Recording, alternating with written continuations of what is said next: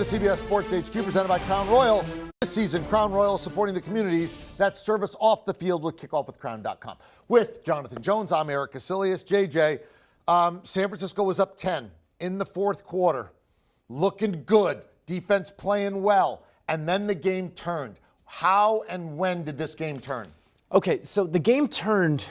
I didn't think that the Rams were doing anything poorly in the first half outside of not scoring the football. They were doing what they were supposed to do. Remember, they had a missed field goal. They had a Matthew Stafford interception there in the red zone, and they had a touchdown. So they made 3 trips down into scoring position. They only had 7 points to show for it in the first half. They only had 1 possession in the third quarter. When they got to the fourth quarter, they finished what they needed to do. This was a Rams team that decided to engage Cooper Kupp, and so he went off as he is wont to do, and that's why he is the Triple Crown winner and should be Offensive Player of the Year. But when you look at their drives, they went touchdown, field goal.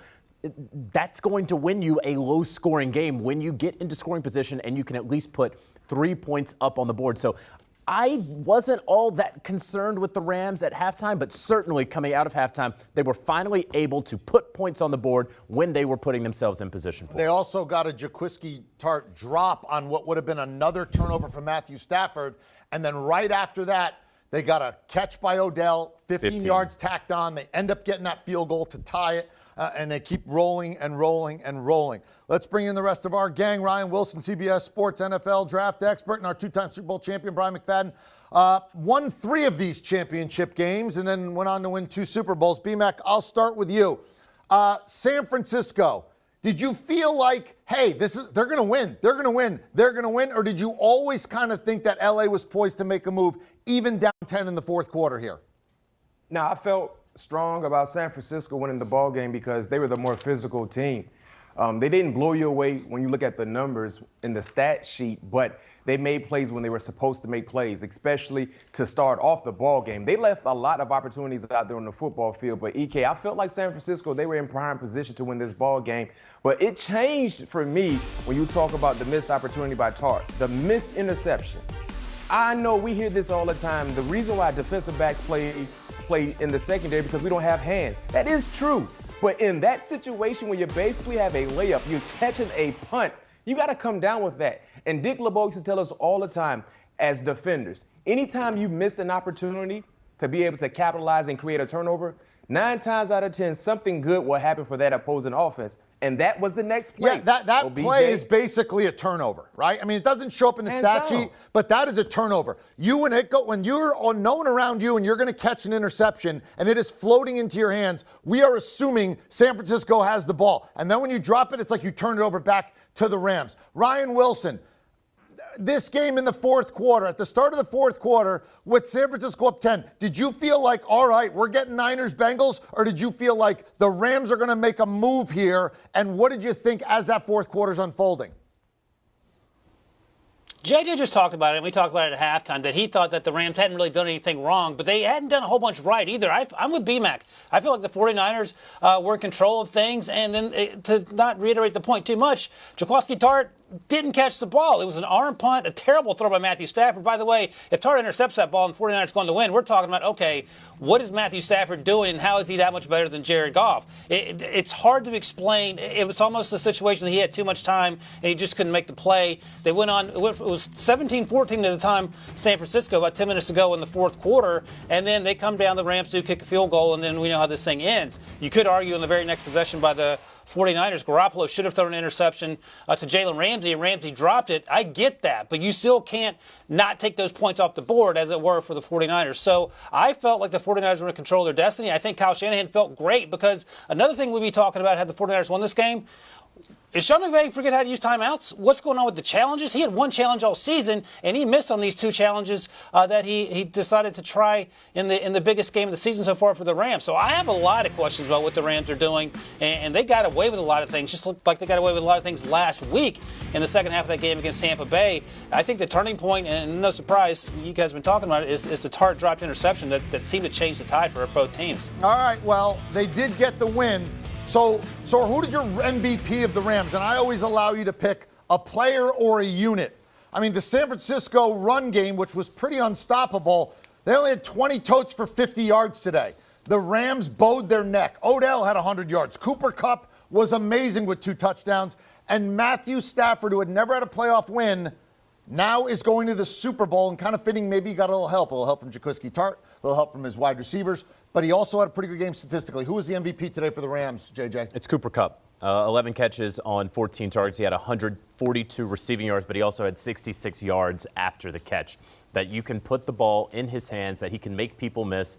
Obviously, that you can put the ball in his hands, that he is such a reliable target for Matthew Stafford, for a guy who, outside of Calvin Johnson, he's been dying for a guy like this, and one of the crispest route runners in the league, and so reliable. And those 2 touchdowns that he had as well. Listen, OBJ had a fantastic game. Matthew Stafford overall had a fantastic game. But for me, it's about Cooper Kupp. It's about the Triple Crown winner. It is about the guy who in about 10 days from now is going to be named the NFL's Offensive Player of the Year. It's about Cooper Kupp.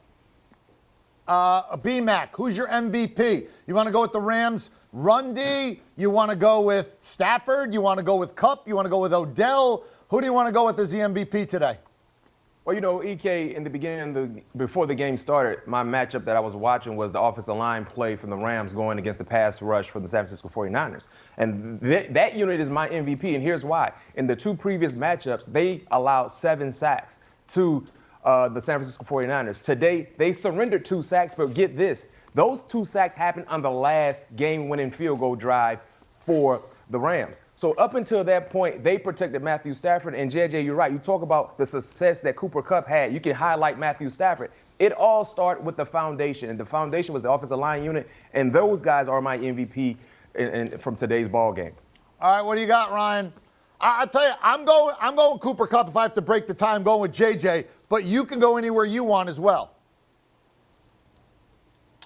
Odell Beckham is deserving, but I'm going to go in a completely different direction. I'm going to go with Kendall Bland, the guy who replaced Tyler Higbee, that no one recognized who he was until he had 5 catches for 57 yards. Played in Missouri with Drew Lock and Albert Abui-Kunum, Larry Roundtree, all on the same team. He was undrafted. He was 5th on that team in 2018 in receptions for Missouri, and he was an afterthought. And the only reason he was out there is because the Rams were out of tight ends. He came in, caught everything that Matthew Stafford threw to him, got a few first downs, and I thought he was a pretty important cog early on in that game before Cooper Kupp and Odell Beckham got hot. So I'm going to give it to Bland, although Odell Beckham played exactly like we thought Odell Beckham was going to play throughout the entirety of his career. Clearly things that work out in Cleveland, and it looks like now that all those draft picks they gave up to get him are the exact right thing for the Rams. So Kendall Blanton's my guy for the night. All right, I want to grade for Jimmy G, B-Mac. Look, when he plays, they're 20 games over 500. When he doesn't play, they're 20 games under 500. He is a difference maker for them. But he was up 10 in the 4th quarter of the Super Bowl against Kansas City. They didn't win. He's up 10 in the 4th quarter here. They don't win. His numbers, 16 of 30, 232, 2 touchdowns, 1 pick on that last sort of desperation off his guy's hands. Overall, give me a grade for Jimmy G today. I give Jimmy G a C+. The reason why I go C+ is because he missed a lot of key throws, easy-like throws. The first possession in the first quarter for the San Francisco 49ers, he had George Kittle streaking up and down the seam for an easily 40-yard game, potentially a touchdown if he hit him in stride. Overthrew him. He had some opportunities where the defenders from the Rams just dropped passes. Jalen Ramsey could have ended this game 5 minutes ago if he held on to that interception, and he also had an interception early in the first half as well. So Jimmy Garoppolo, yes, overall, he's a winner. He wins ball games, but in key moments, in big-time ball games, for some reason, he has issues being consistent and efficient. And because of that, based on some issues with his accuracy and not on rhythm with his throws, I give him a C+. Well, you're grading like a chemistry teacher. That's a tough grade. That's a Sanskrit or Latin teacher grade with the C+. Look at EK, you missed some of the throws he missed today. You don't advance. I'm just saying, if Jaquiski Tartt catches the ball that comes right to him, he's probably the winner. And going back to the Super Bowl, I see your C+. Anyone else want to go higher? You want to give him a different grade? No, I think that we're used to Jimmy Garoppolo sort of doing just enough and his team doing just enough to get the victory, but him not coming out looking all sterling from it. You know, this happened a couple of years ago when they went to the Super Bowl and he was completing 8 passes and becoming that NFC winning quarterback. So, you know, yeah, he was around 50%. B-Mac talked about it. The throws that he missed, the plays that he didn't make. I'm not going to really put that interception at the end on him. He's trying to make a play. His coach probably should have called the timeout in 3rd and forever when your season's on the line. I'm not too worried about that. But Jimmy Garoppolo played like Jimmy Garoppolo really has played the last couple of weeks. And EK, to your point, if Jaquiski Tartt makes that interception, they go on and win, this is a vintage Jimmy Garoppolo performance. And I actually think it was a vintage Jimmy Garoppolo performance in a loss as well. See, I kind of look and say he threw it 30 times. He did throw it in the end zone twice. I actually thought he was better in this loss than he has been in some of his playoff wins. I'd give him a solid B. I mean, look, a B is not something you hang on the fridge. A B is not going to get you free ice cream sundae from the folks. But you're not going to get grounded and lose your phone privileges with a B either. Maybe if you're in B-Mac's house because he's a strict dad. But most people with a B, you just sort of go, all right, we could have won with you. We could have lost with you today. Professor Wilson, what do you give me Jimmy G today? I'm taking away Jimmy G's phone, his Xbox. I'm throwing them all in the ocean. I'm giving him a D+.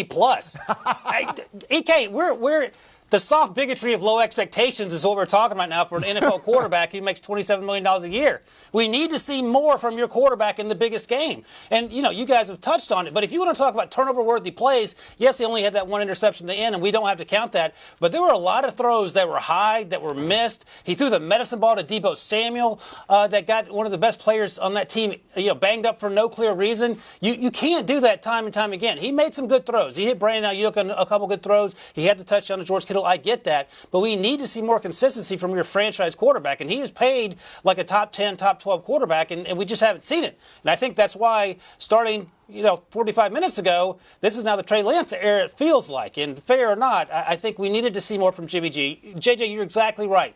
Had the Rams found a way to lose that game, had Tartt caught that football, we're talking about Matthew Stafford and the time management situation with Sean McVay, but we're not. So I think it's fair to wonder, okay, Jimmy, we need more from you. We didn't get it. I think it's time we're moving on to Plan B, and Plan B, of course, is Trey Lance. Maybe I'm upping his grade because my best play in this game was Jimmy G under 30.5 attempts, and he threw it exactly 30 times. And if he didn't throw an interception on that very play, he would have gone over and I would have lost. So I don't feel good about the win, but I'll take it, and I'll cash the ticket even though I can't say I had him all the way. Sometimes there are bad beats. Sometimes you get some lucky wins. That was a lucky win for me. Well done, gentlemen. All right, here we go. Matthew Stafford. And again, fitting that he got some help, because the idea was, and the narrative is, he didn't get a lot of help in Detroit. Well, maybe karma said you deserve some help this time around. Jaquiski Tartt dropped a surefire interception, which may have ended up having Matthew Stafford be the GOAT, and not the good kind, in this game. And instead, he ends up being able to lead his team to a comeback win, feel good, and play in the Super Bowl in 2 weeks in his home stadium. Do you want a sports network that delivers everything that matters about the game? The highlights, the picks, the instant analysis, no yelling, no fake debates, no politics. Hit the subscribe button and never miss a moment.